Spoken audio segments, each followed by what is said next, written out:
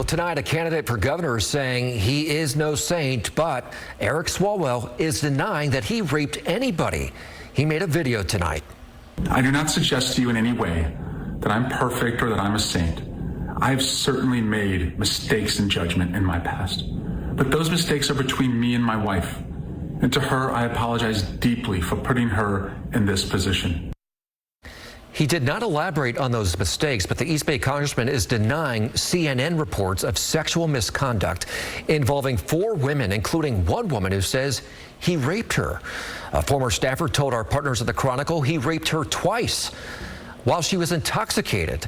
Now, for weeks now, information has circulated on social media about Swalwell involving misconduct. Now, I asked him about inappropriate behavior Tuesday night when he was here in Sacramento.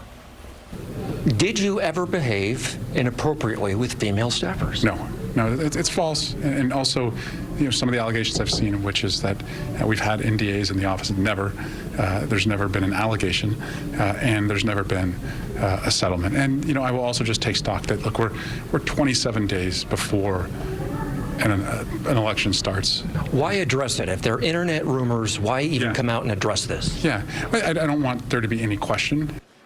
The reporter later asked if he was 100% sure a news article would not come out with some truthful allegations.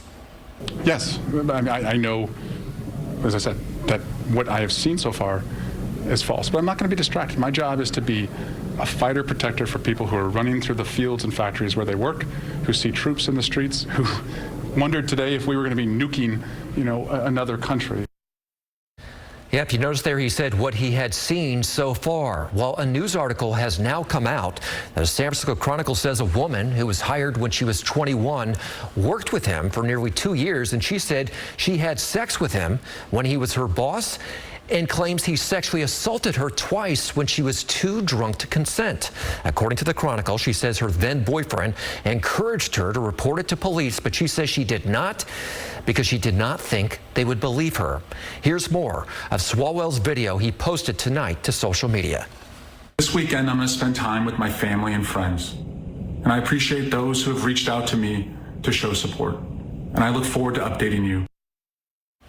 Swalwell's supporters, they are dropping tonight. Unions like the California Teachers Association pulled their endorsement, and so have a growing list of lawmakers, including Senator Adam Schiff, Congressman Ami Bera, Congressman Adam Gray, even Jimmy Lopez, who was a co-chair of his campaign.